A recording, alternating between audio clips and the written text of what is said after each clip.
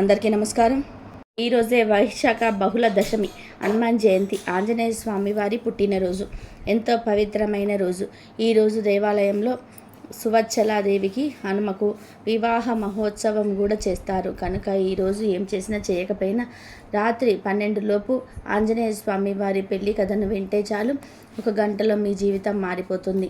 మీ దశ తిరిగిపోతుంది. మీకుండే కష్టాలన్నీ కూడా పోతాయి.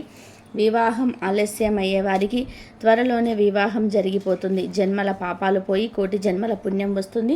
పట్టిందల్లా బంగారం అవుతుంది. అన్ని శుభాలే జరుగుతాయి. హనుమంతుడు ఎంత శక్తివంతమైన దేవుడో భక్తులకు బాగా తెలుసు. ఆయనను పూజిస్తే దుష్ట శక్తుల నుంచి విముక్తి కలుగుతుందని భక్తులు నమ్ముతారు. అయితే ఆంజనేయ స్వామి బ్రహ్మచారి అని కూడా అందరికీ తెలుసు. ఆయన అసలు పెళ్లి చేసుకోలేదని, జీవితాంతం బ్రహ్మచారిగానే ఉన్నాడని కొందరు అనుకుంటూ ఉంటారు. కానీ నిజానికి ఆంజనేయ స్వామికి పెళ్ళయింది. ఆయన భార్య పేరు సువచ్చల. ఒకప్పుడు సూర్యదేవుడు విశ్వకర్మ కుమార్తె అయిన సంజనాదేవిని పెళ్లి ఆడుతాడు. అయితే సంజనాదేవికి సూర్యుడి తాపమును తట్టుకొను శక్తి లేదు. కిన్నురాలైన సంజనాదేవి తన తల్లికి తన కష్టాన్ని చెప్పుకుంటుంది. కూతురి సమస్యను అర్థం చేసుకున్నదై ఆమె తల్లి విశ్వకర్మకు సంగతి విశదీకరిస్తుంది. విశ్వకర్మ సూర్యుడి ప్రకాశమును పొంత తీసివేస్తాడు. సూర్యుడి నుండి బయటపడ్డ ఆ ప్రకాశం ఒక సుందరమైన కన్యగా మారుతుంది. ఆమె రూప లావణ్యం చూసి దేవతలే భ్రాంతి చెందుతారు. సంగతేమిటో తెలుసుకోవాలని ఇంద్రుడు బ్రహ్మదేవుడి వద్దకు వెళ్ళి ఆ కన్య ఎవరు అని అడుగుతారు. ఇంద్రుని ఉద్దేశం కనిపెట్టిన బ్రహ్మ ఆమెకు కాగలపతి శివాంశ సంభూతుడైన హనుమంతుడు తప్ప వేరే ఒకరు కాదు అని చెప్తాడు. బాల హనుమంతుడు తల్లి అంజనాదేవి దగ్గర అల్లారు ముద్దుగా పెరిగి ఆమె అనుజ్ఞ మేరకు సూర్యుని దగ్గర విద్యాభ్యాసము చేస్తాడు. హనుమంతుడు సూర్య భగవాను నుండి గురువుగా చేసుకొని ఆయన వద్దే అనేక విద్యలను అభ్యసిస్తాడు. అయితే నవ వ్యాకరణాలు అనే విద్యను మాత్రం హనుమంతుడు నేర్చుకోలేకపోతాడు. ఎందుకంటే ఆ విద్య నేర్చుకోవాలి అంటే ఖచ్చితంగా వివాహం అయి ఉండాల్సిందే. దీంతో హనుమంతుడు ఏం చేయాలో తెలియక అలా ఉండిపోతాడు. ఇది గమనించిన సూర్యుడు తన కుమార్తె అయిన సువచ్చలను పెళ్లి చేసుకోవాలని హనుమంతుని కోరుతాడు.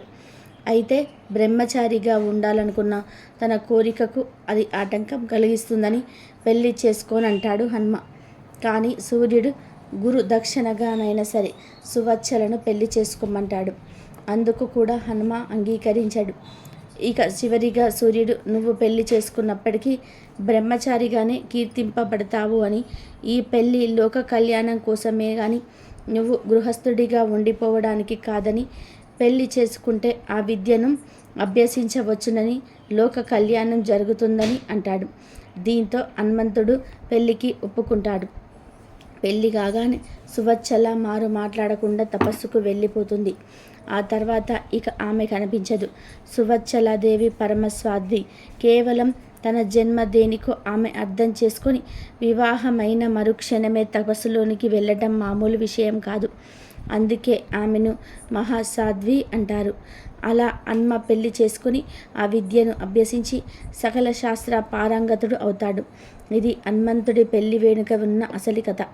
దీని గురించి మహర్షి పరాశరుడు రాసిన పరాశర సంహితలో ఉంది. హనుమంతుడు ఆయన భార్య సువచ్చలతో విగ్రహ రూపంలో కొలువై ఉన్న ఆలయం కూడా ఉంది. అది ఎక్కడో కాదు, మన తెలంగాణ రాష్ట్రంలోని హైదరాబాద్ నగరానికి 220 కిలోమీటర్ల దూరంలో ఉన్న ఇల్లందులో ఈ ఆలయం ఉంది. ఈ ఆలయానికి చారిత్రాత్మక నేపథ్యం కూడా ఉంది. ఇక్కడి సువచ్చలాదేవిని పూజిస్తే భక్తులు తాము కోరుకున్న కోరికలు నెరవేరుతాయని నమ్ముతారు. మరొక కథ ప్రకారం హనుమంతుల వారు సీతమ్మ తల్లి జాడ కనుగొని రాముడికి సమాచారాన్ని అందిస్తాడు. రావణాసురుని చెరలో సీతమ్మ ఉన్నదని స్పష్టమైన తర్వాత లంకకు చేరుకునేందుకు సముద్రం మీద వారధిని నిర్మించమని రాముల వారు ఆజ్ఞాపిస్తారు. రాముని ఆజ్ఞ మేరకు వానరులంతా కూడా సముద్రం మీద రాళ్లను వేస్తూ ఉంటారు. కానీ అదేందో విచిత్రము, రాత్రి వేసిన రాళ్ళు పొద్దుటికల్లా కనిపించకుండా పోతూ ఉండేవి. దాంతో ఈ విషయాన్ని హనుమంతుడికి విన్నవిస్తారు వానరులు. రాళ్ళు మాయం కావడం వెనుక ఉన్న రహస్యాన్ని తెలుసుకునేందుకు హనుమంతుల వారు బయలుదేరుతారు. అలా సముద్రంలో ఈదుతూ నలుదిశలా పరిశీలిస్తున్న ఆంజనేయుడికి ఒక మత్స్యకన్యల గుంపు కనిపిస్తుంది. వారందరి చేత రాళ్లను తీయించి వేస్తున్న ఒక నాయకురాలు తటస్థపడుతుంది. బంగారు వర్ణంలో మెరిసిపోతున్న ఆ మత్స్యకన్యను వెంబడించేందుకు వాయుపుత్రుడు చేసిన ప్రయత్నాలన్నీ కూడా వృధా అయిపోతాయి. కానీ నిదానంగా ఆ మత్స్యకన్య హనుమంతుని చూసి మోహిస్తుంది. తానే హనుమంతుని దగ్గరికి చేరుకుంటుంది. తన దగ్గరకు వచ్చిన మత్స్యకన్యను చూసిన హనుమంతుడు ఆమె రాళ్లను మాయం చేయటం వెనుక ఉన్న కారణాన్ని అడుగుతాడు. తాను రావణాసురుని కుమార్తెనని, ఆయన ఆజ్ఞ మేరకు ఇలా వారధిని నిర్మించే ప్రయత్నాన్ని అడ్డుకొస్తున్నానని చెప్పుకొస్తుంది మత్స్యకన్య. కానీ తాము రావణాసురుని మీద ఎందుకు యుద్ధం చేయాలనుకుంటుందో హనుమంతుడు వివరించేసరికి ఆమె మనసు మారిపోతుంది. సీతమ్మ తల్లిని రక్షించేందుకు జరుగుతున్న ప్రయత్నాలను ఇక మీదట అడ్డుకొమ్మని చెప్తుంది మత్స్యకన్య. ఆంజనేయుడు అక్కడి నుంచి విడిపోయిన హనుమంతుడి తేజస్సుతో ఆమె యొక్క బిడ్డకు జన్మనిస్తుంది. హనుమంతుడి అభిమానానికి పాత్రురాలైన సువర్ణ మచ్చను అదృష్టానికి ప్రతిరూపంగా భావిస్తారు. చైనాలో లాఫింగ్ బుద్ధ ప్రతిమలను ఎలాగైతే ఉంచుకుంటారో అలా థాయిలాండ్లో సువర్ణ మచ్చ రూపం వారి సంస్కృతిలోని కళల్లోనూ భాగంగా నిలిచిపోయింది. ఇంకొక కథ ప్రకారం సీతాదేవిని వెతకడానికి ఆంజనేయ స్వామి లంకకు వెళ్తాడు. అప్పుడు రావణాసురుడు హనుమాన్ తోకకు నిప్పంటిస్తాడు.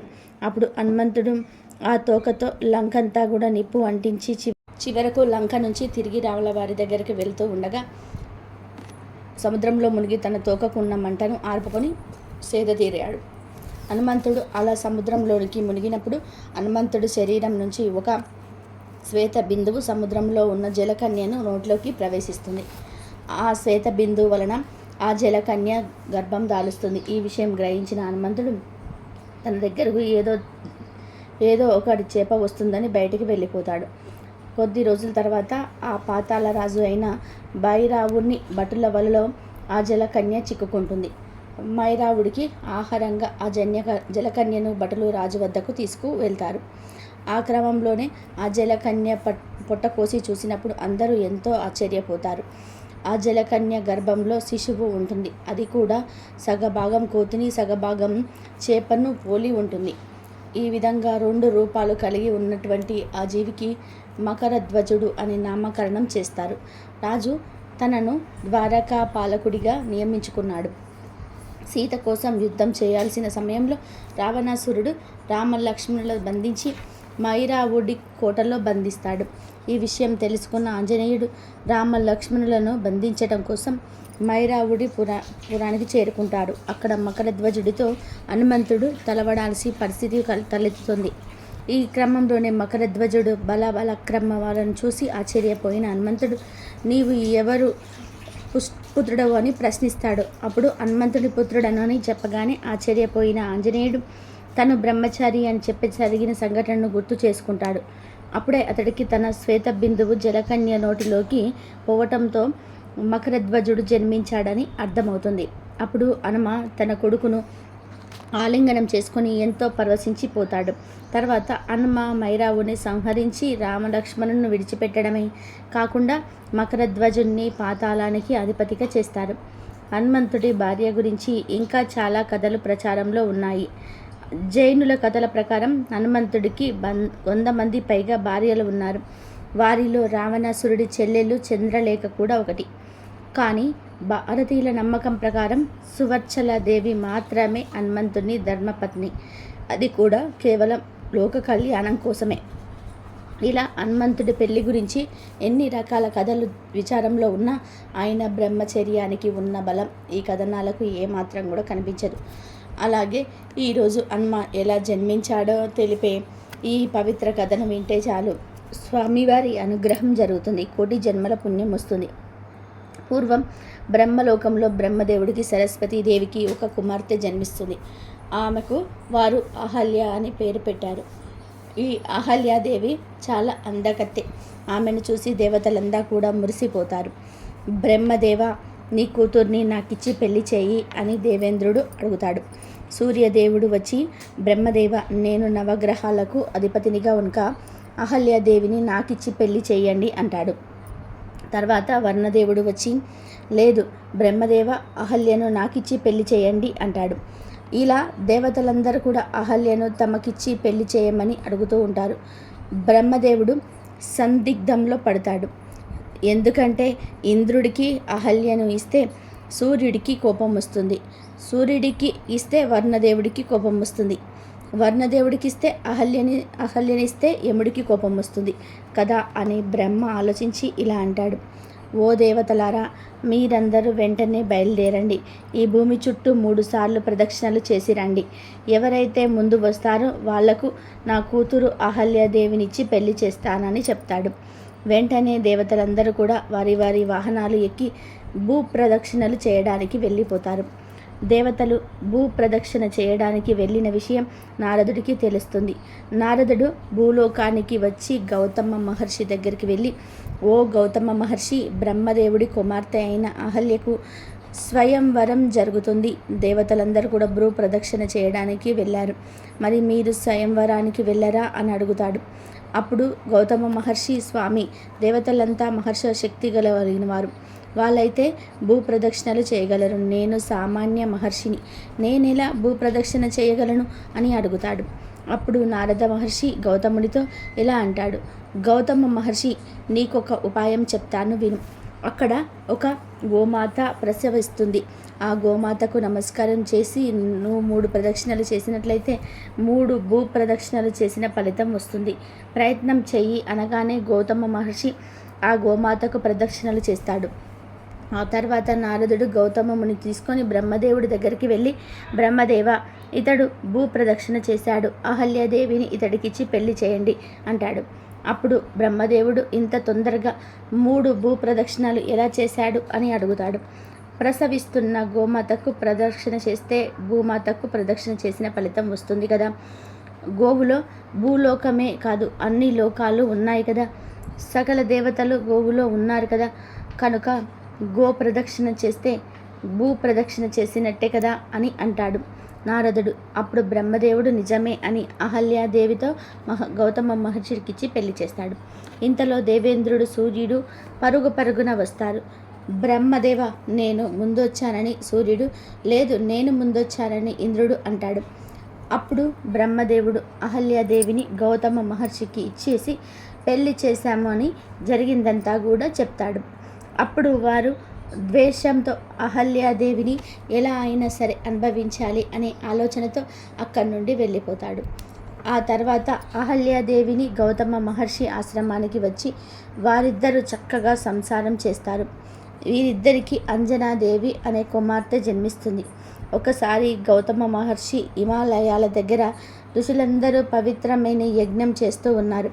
నేను అక్కడికి వెళ్తున్నాను, కొన్ని రోజుల తర్వాత వస్తాను, నువ్వు జాగ్రత్తగా ఉండు అని అంటాడు. అని అహల్యకు చెప్పి వెళ్ళిపోతాడు. అదే అదనుగా భావించిన దేవేంద్రుడు గౌతమ మహర్షి రూపాన్ని ధరించి నేరుగా అహల్యాదేవి దగ్గరికి వస్తాడు.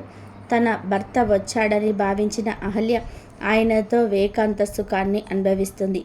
ఇంద్రుడు వెళ్ళడం చూసిన సూర్యుడు కూడా ఇంద్రుడి వెళ్ళిపోయాక తను కూడా గౌతమ మహర్షి వేషం వేసుకొని అహల్యాదేవి దగ్గరికి వెళ్తాడు. ఇంద్రుడు మరియు సూర్యుడు వీరిద్దరి యొక్క తేజస్సు అహల్యాదేవిలో ప్రవేశిస్తుంది. ఆవిడ 2 కవల పిల్లలకు జన్మనిస్తుంది. ఆ కవల పిల్లలకు వాలి, సుగ్రీవుడు అని పేరు పెడుతుంది. కొంతకాలం తర్వాత గౌతమ మహర్షి ఇంటికొచ్చి చూస్తే 2 మగపిల్లలు పుట్టారు. అహల్య, ఎవరు వీరు అని అడగగా వారు మన బిడ్డలే స్వామి అని అంటుంది అహల్య. గౌతమ మహర్షి తన వలనే ఈ 2 బిడ్డలు కలిగారని ఎంతో సంతోషపడతాడు. ఒకరోజు గౌతముడు చిన్న పిల్లలైన వాలిని, సుగ్రీవుని భుజాల మీద ఎక్కించుకొని అంజనాదేవిని నడిపించుకుంటూ నదికి స్నానానికి వెళ్తాడు. అప్పుడు అంజనాదేవి, నాన్నగారు, నా కాళ్ళు కాలిపోతూ ఉన్నాయి, నన్ను కూడా ఎత్తుకోండి అని అడుగుతుంది. అప్పుడు గౌతమ మహర్షి, అమ్మ, నువ్వు ఆడపిల్లవు, ఎప్పటికైనా ఒకరి ఇంటికి వెళ్ళదలసిన దానివి, వీళ్ళు నా వంశాన్ని నిలబెట్టేవారు, నా వారసులు అని అంటారు. అప్పుడు అంజనాదేవికి కోపం వచ్చి, అవునులే నాన్న, నీకు పుట్టిన కుమార్తెను నడిపిస్తున్నావు, ఎవరికో పుట్టిన కొడుకులని భుజాల మీద మోస్తున్నావు అంటుంది. ఆ మాటలు విని గౌతమ మహర్షి ఆశ్చర్యంతో, అంజనా, నువ్వేం అన్నావు అని అడుగుతాడు. ఏం లేదు నాన్నగారు అని అంజన నోటిని చేతులతో మూసుకుంటుంది. అప్పుడు గౌతముడు మహర్షి యోగ దృష్టితో చూసి జరిగిందంతా కూడా తెలుసుకొని ఆ మగబిడ్డలిద్దరినీ నీటిలోనికి విసిరేస్తాడు. నీళ్లు నాకు పుట్టిన వారైతే మామూలు స్వరూపాలతో నా దగ్గరికి మళ్ళీ వస్తారు. వీళ్ళు నాకు పుట్టని వాళ్ళైతే కోతులుగా మారి అరణ్యంలో సంచరించుగాక అని అనగానే వాలి సుగ్రీవులిద్దరూ కోతులుగా మారి అడవిలోకి వెళ్ళిపోతారు. అప్పుడు గౌతముడు అంజనాదేవిని ఎత్తుకొని నన్ను క్షమించి తల్లి అని ఇంటికి తీసుకొని వస్తాడు. వారిని చూసిన అహల్యాదేవి స్వామి వాలి సుగ్రీవులు ఎక్కడ, అంజనాదేవిని మాత్రమే ఇంటికి తీసుకొచ్చావు అని అడుగుతుంది. అప్పుడు గౌతముడు అహల్య, నువ్వు ఎంత ద్రోహం చేశావు. దేవేంద్రుడు సూర్యుడు నా రూపంలో వచ్చి నిన్ను పొందినప్పుడు అది నేను కాదని నువ్వు గుర్తుపట్టలేదా అని అడుగుతాడు. అహల్యాదేవి ఏమీ చెప్పకుండా తల వంచుకొని నిల్చుంటుంది. అప్పుడు గౌతముడు పాపాత్మురాల, నువ్వు కఠిన పాషాంగానివి అయిపో అని శపిస్తాడు. అప్పుడు అహల్యాదేవి బోరున ఏడ్చి స్వామి నాకు శాప విమోచనం చెప్పండి అని అడుగుతుంది. అప్పుడు గౌతముడు మహావిష్ణువు రామావతారంలో వచ్చి తన పాదం సోకినప్పుడు నీకు శాప విమోచనం కలుగుతుంది అంటాడు. తర్వాత అహల్యాదేవి తన కూతురితో ఏమే అంజన, తల్లి తెలియక తప్పు చేస్తే దానిని దాచిపెట్టకుండా నీ తండ్రితో చెప్తావా?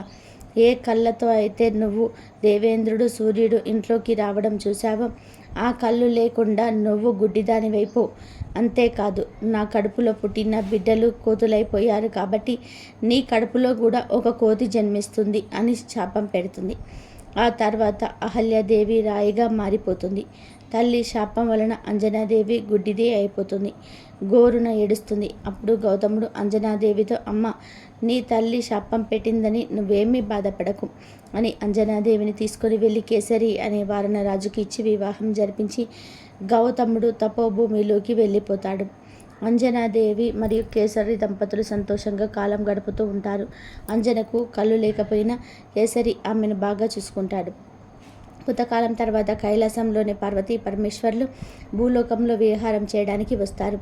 అప్పుడు చెట్ల మీద కొన్ని కోతులు సంతోషంగా సంచారం చేస్తూ ఉండడం చూసి పార్వతీదేవి శివుడితో ఆమె కోతులు ఎంత స్వేచ్ఛగా క్రోధిస్తున్నాయో చూడండి, మనం కూడా ఆ కోతుల్లాగా రూపాలు ధరించి సంతోషంగా కాలం గడపాలని ఆశగా ఉంది అని అంటుంది. శివుడు దానికి అంగీకరించి ఒక మగ కోతి రూపాన్ని ధరిస్తాడు. పార్వతీదేవి ఒక ఆడకోతి రూపాన్ని ధరిస్తుంది. వీళ్ళిద్దరూ కోతుల్లో రూపాలు ధరించి ఒక మామిడి చెట్టు మీద క్రీడిస్తూ ఉంటే పరమేశ్వరుడి యొక్క వీర్యం జారి మామిడి పండు మీద పడుతుంది. తర్వాత శివపార్వతులిద్దరూ వారి నిజ రూపాలు ధరించి కైలాసానికి వెళ్ళిపోతారు. పరమేశ్వరుడి వీర్యం పడిన మామిడి పండు తలతలమని మెరుస్తూ ఉంటుంది. శివుడి యొక్క వీర్యం వృధా కాకూడదని వాయుదేవుడు ఆ మామిడి పండు తీసి అంజనాదేవి తపస్సు చేసుకుంటూ ఉంటే ఆమె చేతిలో వేసి వెళ్ళిపోతాడు. అంజనాదేవి ఆ పండు శివుడే ఇచ్చాడని భావించి తినేస్తుంది. ఆమె గుడ్డిది కనుక మామిడి పండు ఎలా ఉందో కూడా చూడకుండానే తినేస్తుంది. వెంటనే ఆమె గర్భంలో ఒక శిశువుడు ఏర్పడతాడు. శివుడు కోతి రూపంలో ఉన్నప్పుడు ఉద్భవించిన వీర్యం కనుక శిశువు కూడా కోతి రూపాన్ని పొందాడు. అలా వృద్ధాంశ సంభూతుడైన ఆంజనేయ స్వామిని అంజనాదేవి గర్భంలో పెరుగుతున్నాడు. ఆ శిశువు అంజనాదేవితో మాట్లాడుతున్నాడు. అమ్మ, నేను నీ కడుపులో ఉన్న శిశువుని. నేను యజ్ఞోపవీతంతో జన్మిస్తున్నాను. ఎర్రని కోపినంతో జన్మిస్తున్నాను. రామనామాన్ని జపిస్తున్నాను. నీకు నీ కడుపు ఎన్ను చీల్చుకొని జన్మిస్తున్నాను. తల్లి, నీకు ఎటువంటి గండ ఉండదు అని చెప్పాడు. అలా ఆంజనేయ స్వామివారు వీపు చీల్చుకొని పుడతాడు. అంజనాదేవి గుడ్డిది కనుక తన బిడ్డను ఎత్తుకుంటుంది.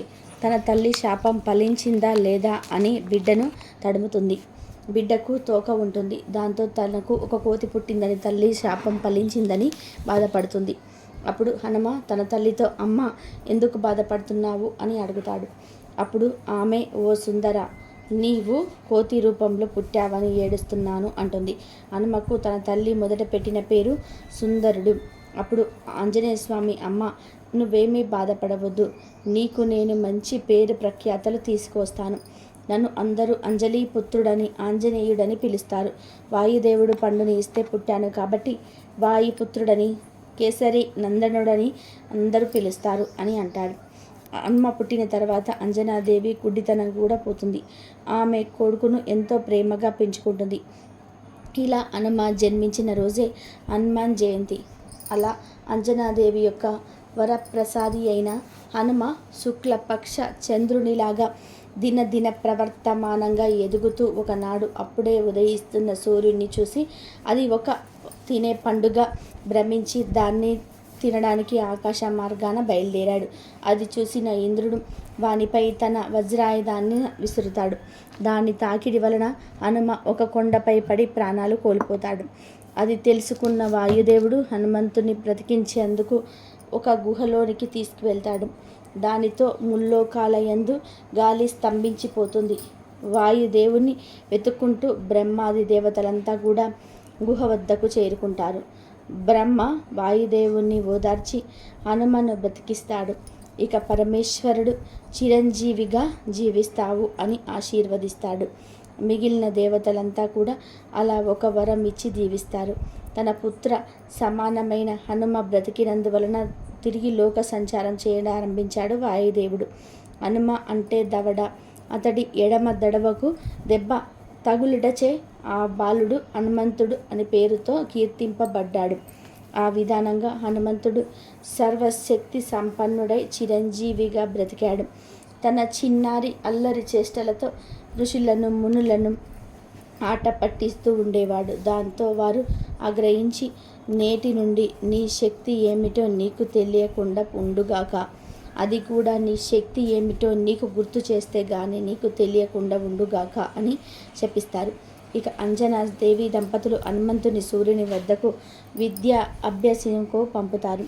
సూర్య భగవానుడి వద్ద సమస్త విద్యలు అభ్యసిస్తూ ఏకాసంత గ్రహి అయి కొంతకాలంలోనే అన్ని విద్యలు నేర్చుకున్నాడు. అందుకు సూర్య భగవానుడు గురు దక్షిణగా నీవు సుగ్రీవుని వాలి బారి నుండి ఎల్లవేళలా రక్షిస్తూ ఉండవలసిందిగా కోరుతాడు. అందువల్ల హనుమంతుడు సూర్య భగవానుని కోరిక మేరకు సుగ్రీవుడికి ఆప్తమిత్రుడిగా మంత్రిగా ఉంటూ వివిధ సేవలు అందిస్తూ ఉంటాడు. త్రిపురాసుర సంహారం సమయంలో విష్ణువు పరమశివుడికి సహాయపడ్డాడు. అందుకు ప్రతిఫలంగా రామావతారం యందు లోక రక్షణార్థమై శ్రీరాముడికి సహాయపడడానికి ఆ మహాశివుడు ఆంజనేయ స్వామి అవతారం ధరించి రావణ సంహారానికి తోడ్పడ్డాడు అని పురాణాలు చెప్తున్నాయి. ఒకసారి మహాశివుడు ఆంజనేయ స్వామి వారి జన్మ వృత్తాంతం పార్వతీదేవికి చెప్తూ హనుమంతుడి అవతారం నా 11వ అవతారం అని పార్వతీదేవితో చెప్తాడు. హనుమంతుడి జయంతిని వైశాఖ బహుళ దశమి నాడు జరుపుకుంటారు. మన పండుగలో ముఖ్యమైనది హనుమంతుడి జయంతి. హనుమంతుడి జయంతి సందర్భంగా భక్తులు ఆలయాలలో ప్రత్యేక పూజలు, ఆరతులు, అభిషేకాలు నిర్వహిస్తారు. ఎక్కడ చూసినా హనుమంతుడి కథలు, గీతాలతో దివ్య వాతావరణం నెలకొంటుంది. పూజలు, ఉత్సవాల అనంతరం భక్తులకు ప్రసాదాలు పంచిపెడతారు. అనేక దేవాలయాలు ఈ పర్వదిన సందర్భంగా అన్నదానాలు కూడా నిర్వహిస్తారు. ఈ రోజున హనుమత్ భక్తులు రోజంతా ఉపవాసం ఉండి హనుమాన్ చాలీసా పఠనమును, రామనామ జపమును చేస్తారు. హనుమంతుని జన్మ వృత్తాంతం శివ మహాపురాణం, రామాయణం, పరాశర సహిత మొదలైన గ్రంథాల్లో అనేక గాథలతో వివరించబడి ఉంది. పరాశర సహిత అనే గ్రంథం ప్రకారం ఆంజనేయుడు వైశాఖ బహుళ దశమి శనివారం జన్మించాడు. ఈరోజు అక్షింతలు, ఎర్ర పూలతో పంచముఖ ఆంజనేయ ప్రతిమను లేదా ఫోటోను, ఎర్రటి సింధూరమును, ఎర్రటి పూలతో పూజించాలి.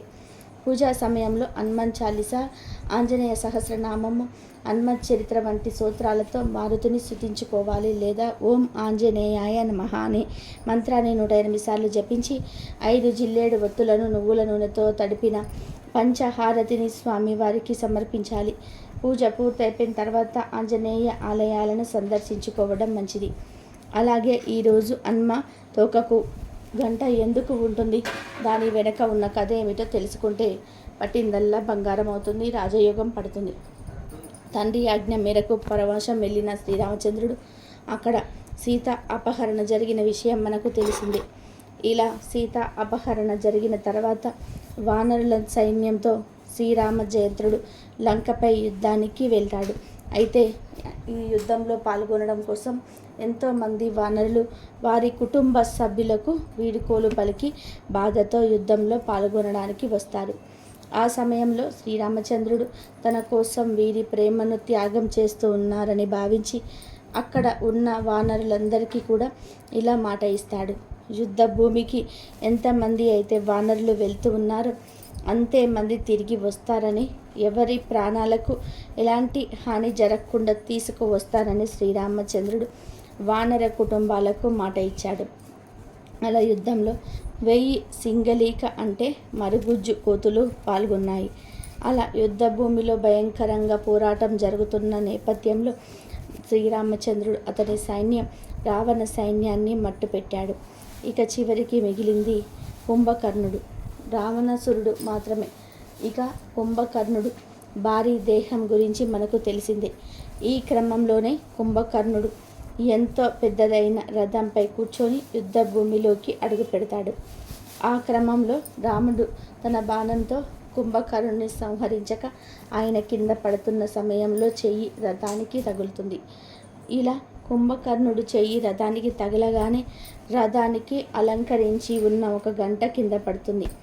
ఈ గంట కింద సింగలీక వానర సైన్యం ఉండటం వలన ఒక్కసారిగా చీకటి కమ్ముకుంటుంది. బయట ఏం జరుగుతుందో కూడా తెలియని స్థితిలో ఉన్న ఆ వానర సైన్యం వారి గురించి పట్టించుకునే వారే లేరని రాముణ్ణి ఇష్టానుసారంగా మాట్లాడుతూ అవహేళన చేస్తారు. యుద్ధం ముగిసిన తర్వాత వానర సైన్యాన్ని లెక్కించమని శ్రీరాముడు సుగ్రీవుడికి చెప్పగా వారిలో 1000 మంది తక్కువ వస్తారు. మరొక్కసారి లెక్కించాలని చెప్పటంతో మరొక్కసారి లెక్కించిన సంఖ్య తక్కువగా ఉండటంతో స్వయంగా రాముడు రంగంలోకి దిగి వారి కోసం వెతకసాగాడు. ఇలా ఆ 1000 వానరుల కోసం వెతుకుతున్న సమయంలో శ్రీరాముడు చూపు ఆ గంటపై పడింది. వెంటనే శ్రీరాముడు హనుమ అని అనగా అతని మనసులో భావం అర్థం చేసుకున్న ఆంజనేయుడు తన తోక ద్వారా గంటను పైకి లేపాడు. ఇలా గంట కింద 1000 వానరులు ఉండడంతో లెక్క సరిపోయింది. అప్పటి వరకు చీకటిలో ఉన్న వానరులకు ఒక్కసారిగా వెలుతురు చూస్తూ అందులో శ్రీరామచంద్రుని చూడగానే శ్రీరాముడి పట్ల వారి భావం తప్పు అని వెంటనే శ్రీరాముడు చంద్రుడి కాళ్ళపై పడి శరణు వేడాడు.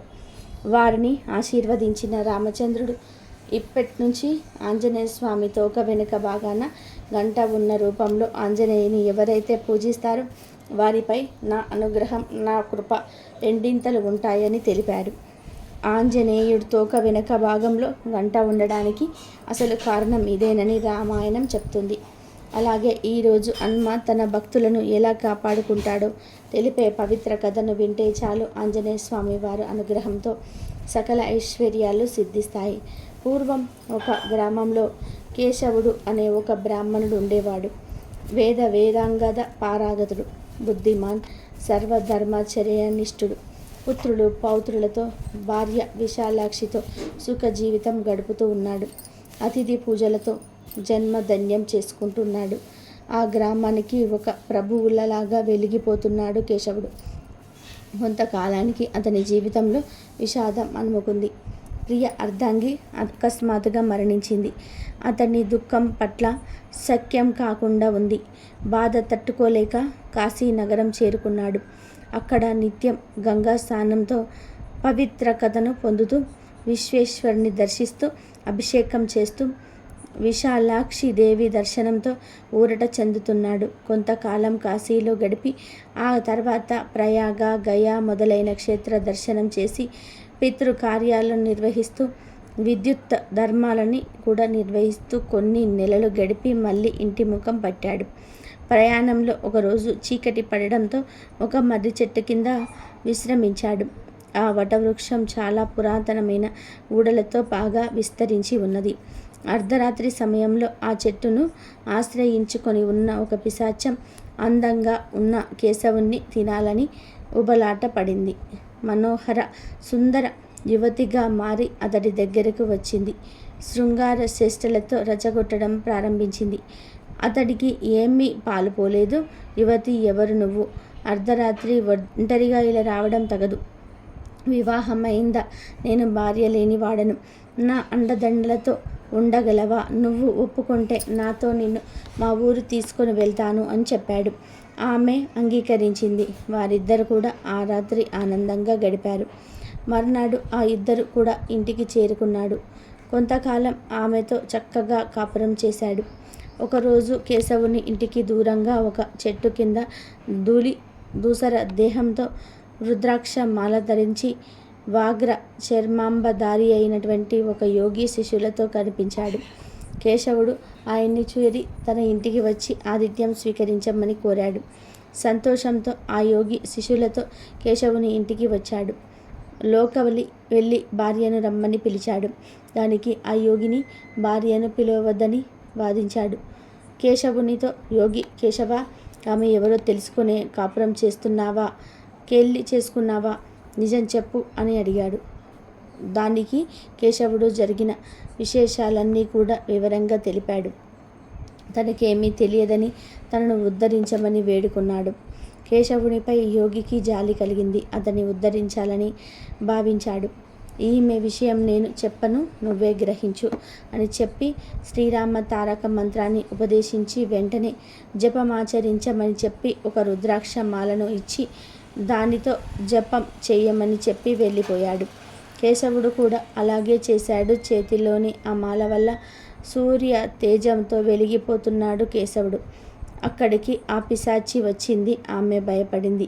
ఆ జపమాలను దూరంగా విసిరివేయమని కోరింది.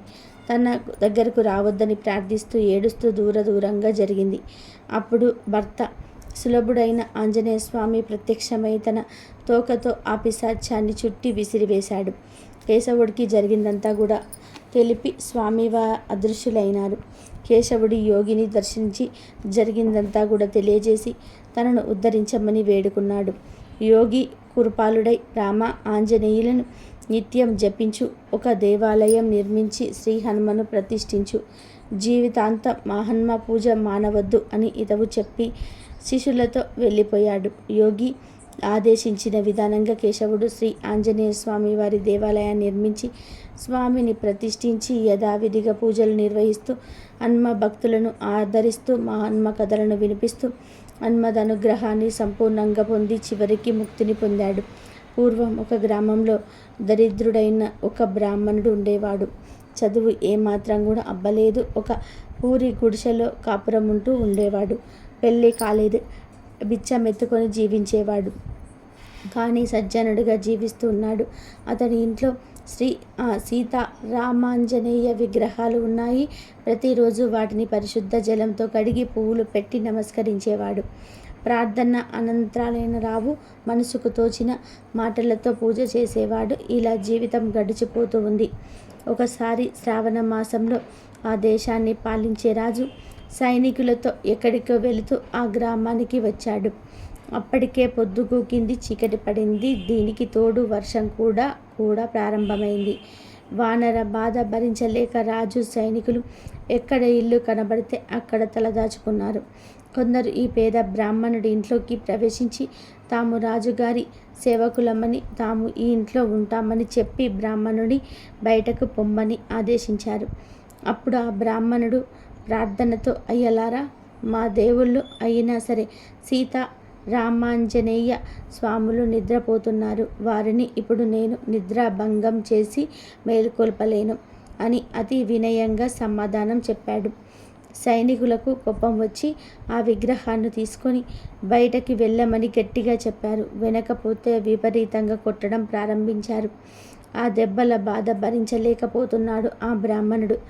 కొంచెం ధైర్యం చేసి ఎట్లాగో అట్లాగా ఆ గ్రహాలు ఉన్న చోటికి వెళ్ళి, శ్రీరామ, నన్ను ఈ దుర్మార్గులు బాధిస్తున్నారు, మీకు నిద్ర లేకుండా చేస్తూ ఉన్నారు అని విలపిస్తూ ఆ విగ్రహాలను వీపుపై ఉంచుకొని జల పాత్రను ఎడమ చేతిలో పట్టుకొని దండాన్ని కుడి చేతిలో ధరించి బయటకు వచ్చి చూడు కింద నిలబడ్డాడు.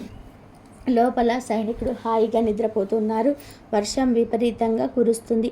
ఏమీ చేయడానికి అతడికి పాలుపోవటం లేదు. నీటి పాత్రను నేల మీద ఉంచి ఎడమ చేతితో ఆంజనేయ విగ్రహాన్ని తీసుకొని, వాయునందన, నీ ప్రతాపం ఇంతేనా? నీ పరాక్రమాన్ని పురాణాలన్నీ కూడా విపరీతంగా వర్ణించాలని అంటూ ఉంటారు. నిన్ను నువ్వు రక్షించుకోలేవా? నీ స్వామిని కాపాడుకోలేవా? ఎందుకొచ్చిన పరాక్రమం అని దుఃఖిస్తూ ఆంజనేయుడు తోకను పుచ్చుకొని గాలిలోకి ఆగ్ర విగ్రహాన్ని విసిరివేశాడు. అంతే, ఆ విగ్రహం హనుమంతుడిగా మారిపోయింది. బ్రహ్మాండ బాండాలన్నీ కూడా దద్దరిల్లి భయంకర గర్జన చేశాడు హనుమ. ఆ గర్జనకు రాజు, అతడి సైనికుడు, భూమిలోని మగవాళ్ళందరూ కూడా గుండెలు పగిలి చచ్చిపోయారు. స్త్రీలు మాత్రం బతికే ఉన్నారు. ఎట్లాగో ఆ రాత్రి గడిచిపోయింది. వర్షం కూడా తగ్గిపోయింది. తెల్లవారిన తర్వాత ఎక్కడ చూసిన పురుషుల శవాలే కనిపించాయి. ఈ పేద బ్రాహ్మణుడు, ఊళ్ళోని స్త్రీలు కలిసి ఆ శవాలన్నిటికీ కూడా దహన సంస్కారాలు చేశారు. అప్పటి నుండి ఆ ఊళ్ళోని స్త్రీలందరూ కూడా అతన్ని భర్తగా స్వీకరించారు. అనేక సుఖాలు అనుభవించి సీతా రామాంజనేయులను నిత్యం పూజిస్తూ కొద్ది రోజులకు రాజైనాడు. అప్పటి నుంచి ఏ స్త్రీ అయినా సరే దుఃఖంలో పురుష శిశువును ధరిస్తే హనుమ గర్జించేవాడు. గర్భపాతం జరిగి ఆ శిశువు మరణించేవాడు. ఆ గ్రామం పూర్తిగా మగవలదే అయింది.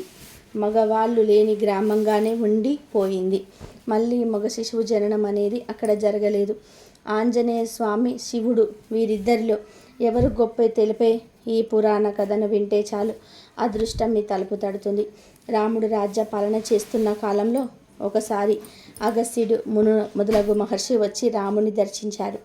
వారందరినీ తగిన విధానంగా స్వాగతించి విచితాసనాలపై కూర్చోబెట్టి అగస్త్య మహర్షితో, శంకరుడు, హనుమంతుడు వీరిద్దరిలో ఎవరి అధికులు, వారిద్దరి సాహసాలను మనం తెలుసుకోవటం ఎట్లా అని శ్రీరాముడు ప్రశ్నించాడు.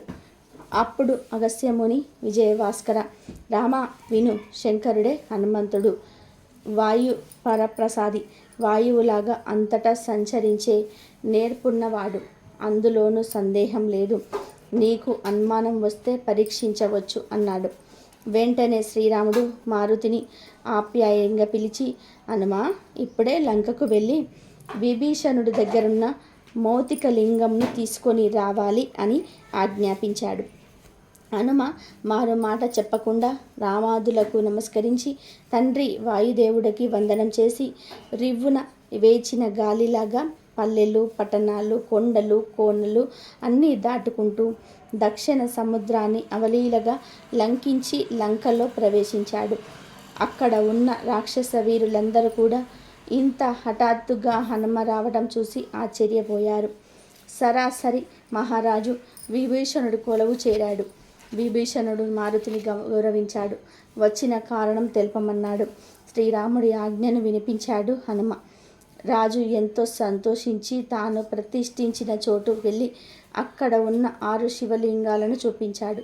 అందులో మౌతిక లింగాన్ని ఆంజనేయుడు చేతికిస్తాడు. హనుమ, దీనిని మా అన్న రావణుడు కుబేరు నుండి తీసుకొని వచ్చాడు.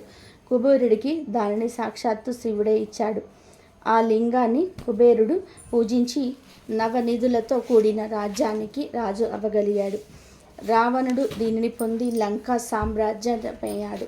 దీన్ని నేను శ్రీరామచంద్రుడికి సభక్తికంగా సమర్పించాలని చెప్పు అని లింగాన్ని ఇచ్చేశాడు.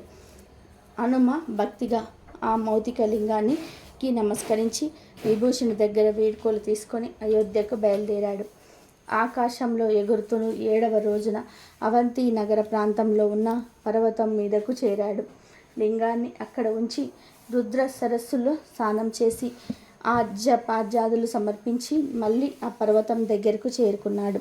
అప్పుడు ఆ మౌలిక లింగం చిన్న పర్వతం అంతగా పెరిగి ఉండడం చూసి ఆశ్చర్యపోయాడు. దానిని కదిలించడానికి విశ్వ ప్రయత్నం చేసి విఫలుడైనాడు. అప్పుడు ఉమాపతి పరమేశ్వరుడు ప్రత్యక్షమై, హనుమ, విచారపడకుము. నీవు దుఃఖిస్తే లోకమంతా కూడా చింతాక్రాంతమవుతుంది. నువ్వు సంతోషంగా ఉంటే ప్రపంచం నవ్వుతుంది. ఈ లింగం ఇక్కడే ఉండాలనే భగవంతుడి భావనగా అనిపిస్తుంది. ఈ పర్వతం చాలా పవిత్రమైనది. ఇక్కడ రుద్ర సమస్య ఉండడం విశేషం. మౌతిక లింగం ఇక్కడ ఉండడం వల్ల దివ్యులైన దైవగణం, ఋషిగణం దీన్ని సేవించే పరమ అద్భుతమైన అవకాశం కలుగుతుంది. దీనిని వారందరూ కూడా శ్రీ హనుమత్కేశ్వరం అని పేరుతో పిలుస్తారు. ఆ పేరుతో ఇది ప్రశస్తి పొందుతుంది.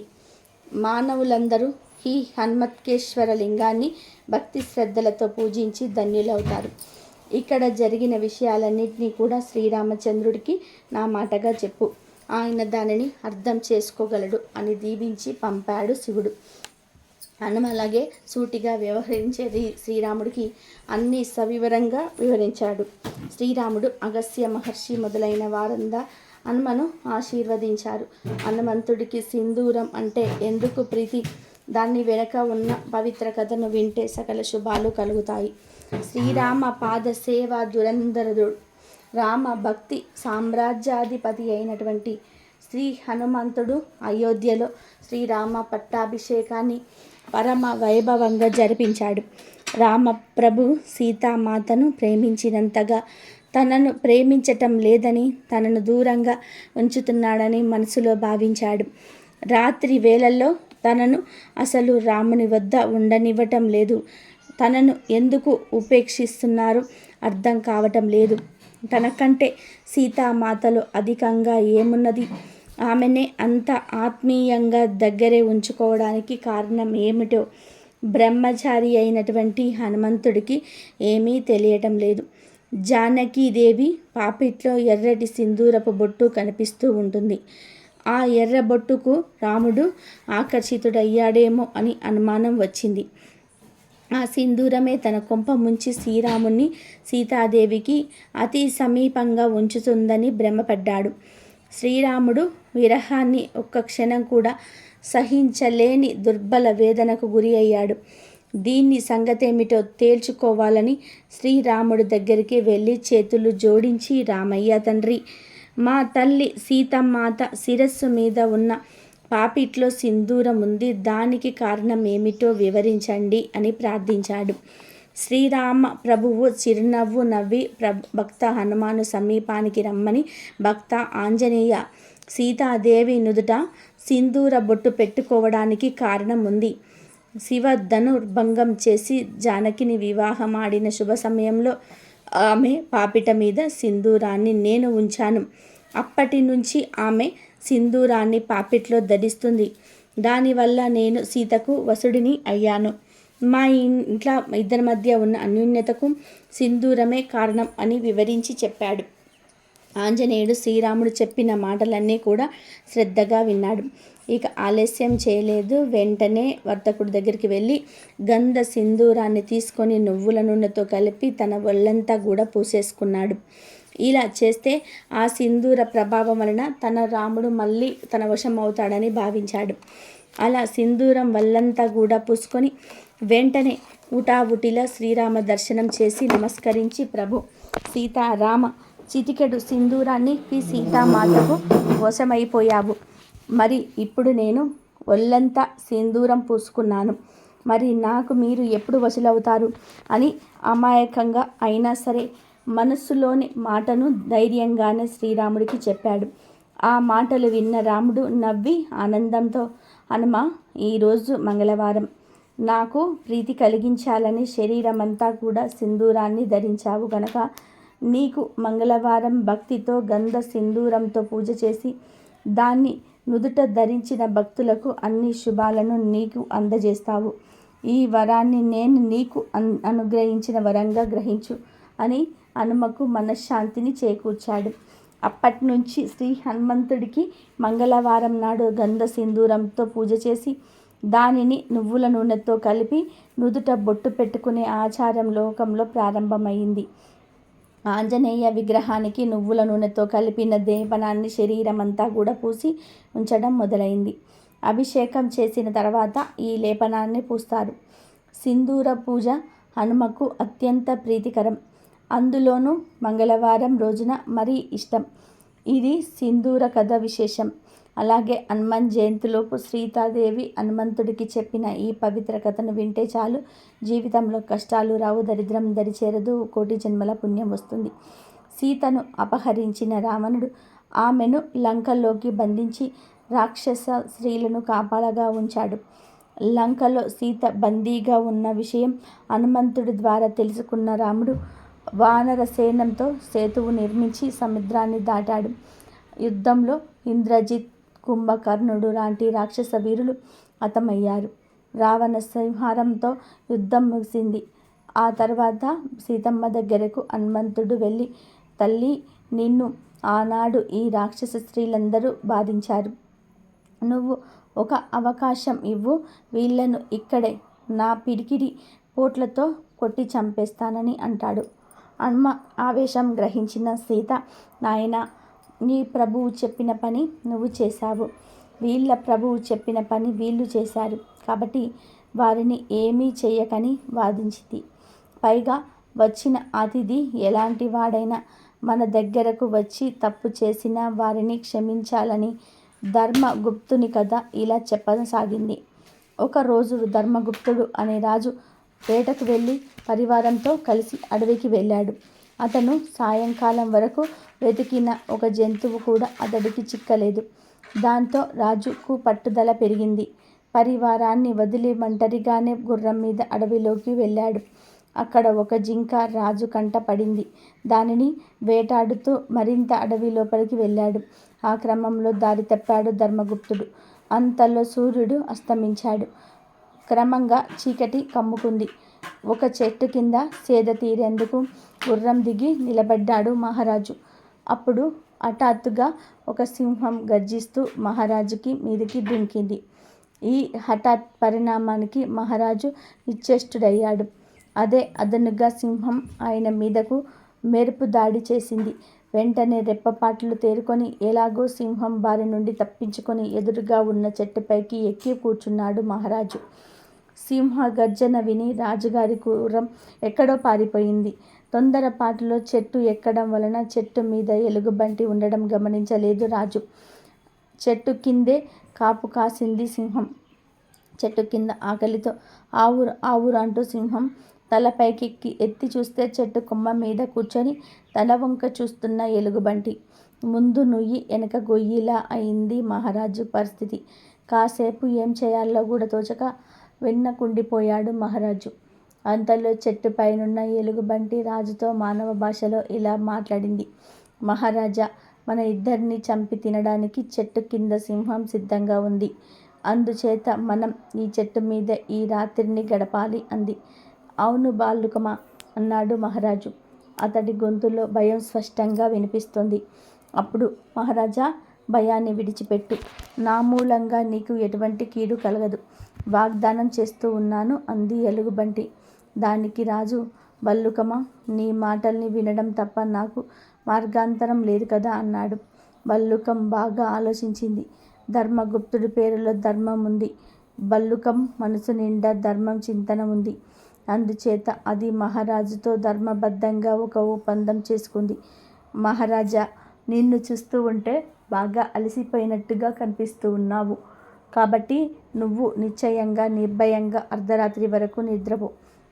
అంతవరకు నిన్ను నేను కాపాడుతాను. నన్ను నమ్ము అంది ఎలుగుబంటి. బల్లుకమా, నేను నిన్ను త్రికరణ శుద్ధిగా నమ్ముతున్నాను అన్నాడు మహారాజు. అర్ధరాత్రి తర్వాత నేను నిద్రపోతాను. అప్పుడు నువ్వు నన్ను కాపాడాలి, సరేనా అంది బల్లుకం. అలాగే మిత్రమా అన్నాడు మహారాజు.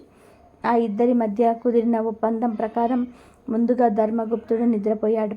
ఎలుగుబంటి మహారాజును కంటికి రెప్పలాగా కాపాడింది. అప్పుడు చెట్టు కింద వేచి ఉన్న సింహం, బల్లుకమ, నువ్వు నేను జంతువులం, మహారాజు మానవుడు. అతడు ఎప్పటికీ మన శత్రువే. అతడిని నమ్మటం శ్రేయస్కరం కాదు. నాకు ఆకలిగా ఉంది. నిద్రపోతున్న మహారాజును కిందకి తోసే, హాయిగా తినేసి ఇక నుండి వెళ్ళిపోతాను. నిన్ను వదిలివేస్తాను. నా మాట వినుము అంది మృగరాజు. మృగరాజా, నువ్వు ఇలా మాట్లాడడం తగునా? రాజుకు ధర్మం గురించి నమ్మకం గురించి చెప్పాల్సిన పని లేదు. ధర్మమే లోకానికి రక్షింపవచ్చు. నమ్మకం ధర్మం ఈ రెండు విడదీయరానివి.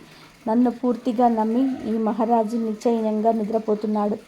ఇతడిని కిందకు తోసేస్తే ద్రోహమే అవుతుంది కదా. నేను ద్రోహం చేయలేను.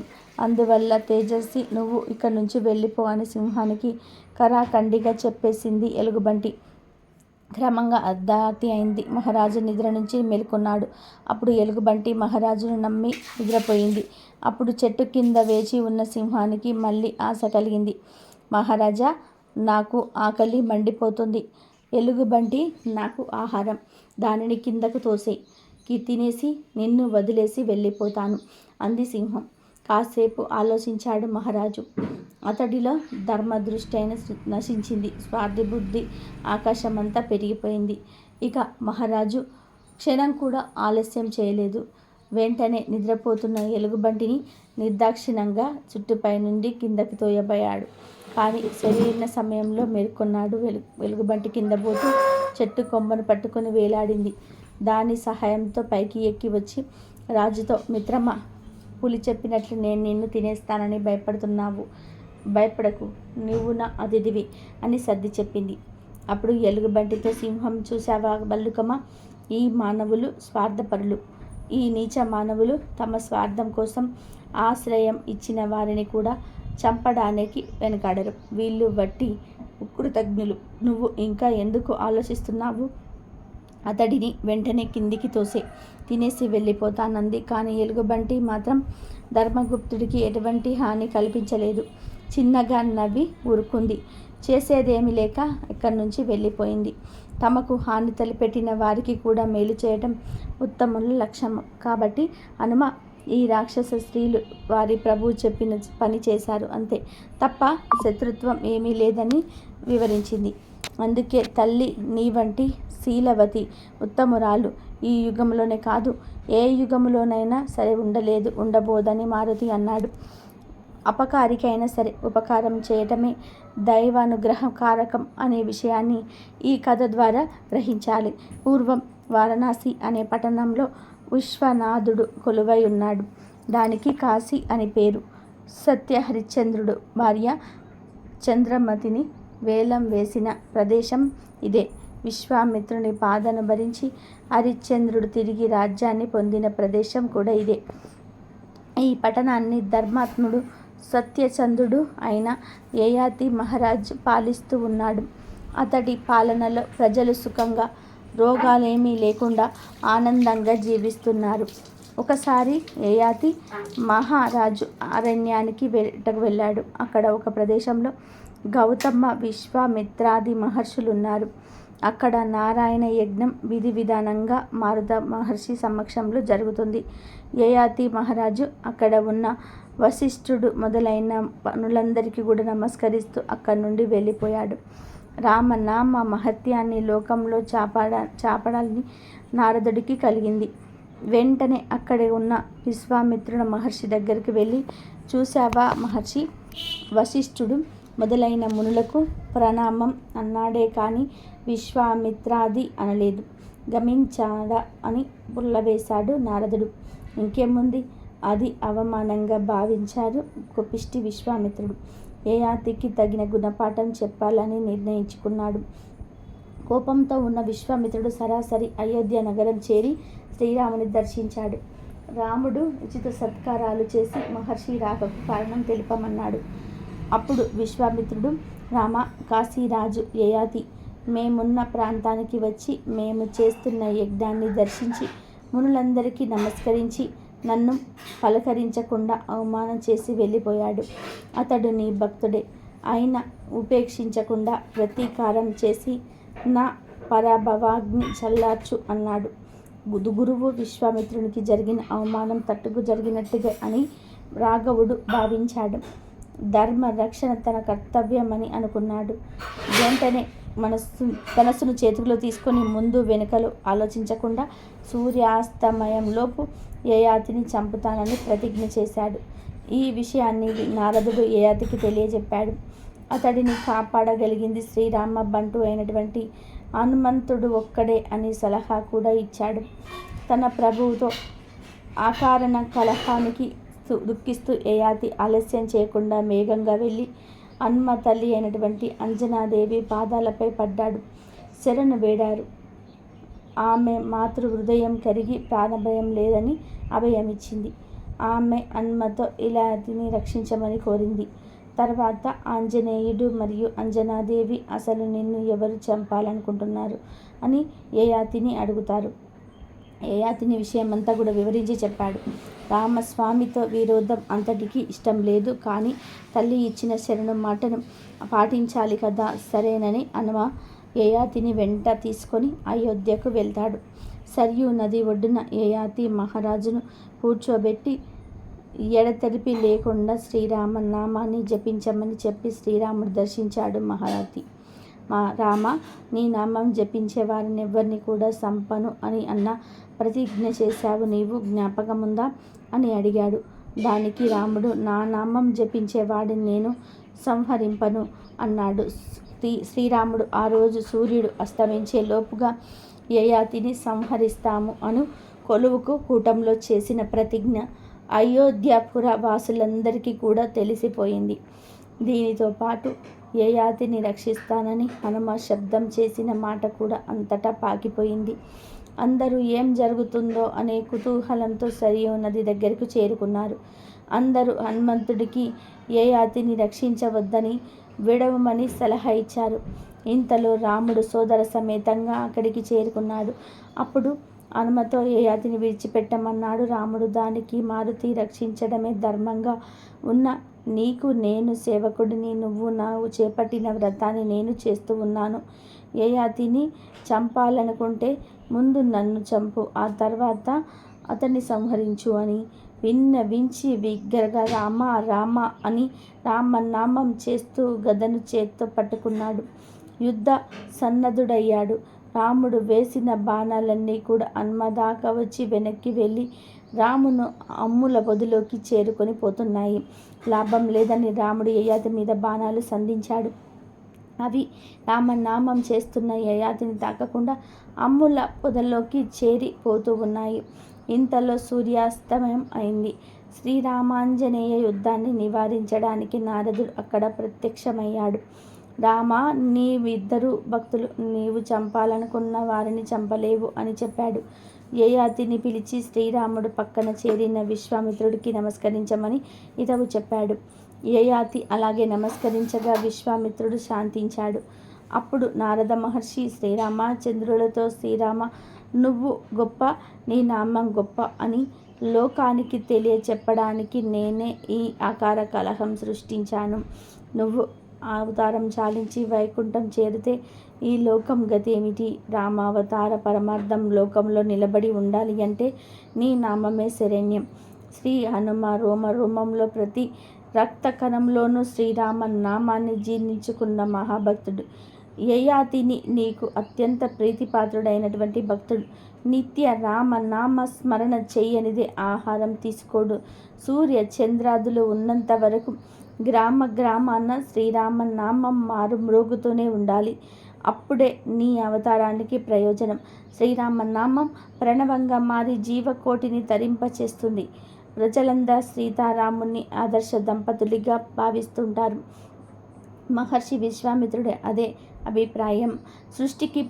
సృష్టి చేసిన మహానుభావుడికి లోకవాసులంతా కూడా అంకితులై ఉండాలి. నీకు నీ నామానికి స్థిర యశస్సును కలిగించడానికే ఆయన ఈ కలహంతో పాత్ర దహించాడు. యయాతిని ఆదరించు, నీ నామానికి అత్యంత మహిమను చేకూర్చిన అంజన నందుడనైనటువంటి శ్రీ ఆంజనేయుని మన్నించు. హనుమ ఏ భవిష్యత్ బ్రహ్మ అని నీకు తెలియదా అన్నాడు నారదుడు. దాంతో కలహం ముగిసింది. అందరూ సంతోషించారు. హనుమత యయాతులను ఆప్యాయంగా దగ్గరకు తీసుకొని శ్రీరాముడు ఆలింగన భాగ్యం కలిగించాడు. అందరూ కూడా శ్రీరాముడికి జై, శ్రీ ఆంజనేయుడికి జై అంటూ జయ జయధ్వానాలు చేస్తూ ఉండిపోయారు. ఈ వీడియో చూస్తే చాలు, ఈ కథలు వింటే చాలు, అదృష్టం మీ తలుపు తడుతుంది. మీకు ఉన్న కష్టాలన్నీ కూడా పోతాయి. ఆంజనేయ స్వామి వారి అనుగ్రహంతో సకల ఐశ్వర్యాలు సిద్ధిస్తాయి.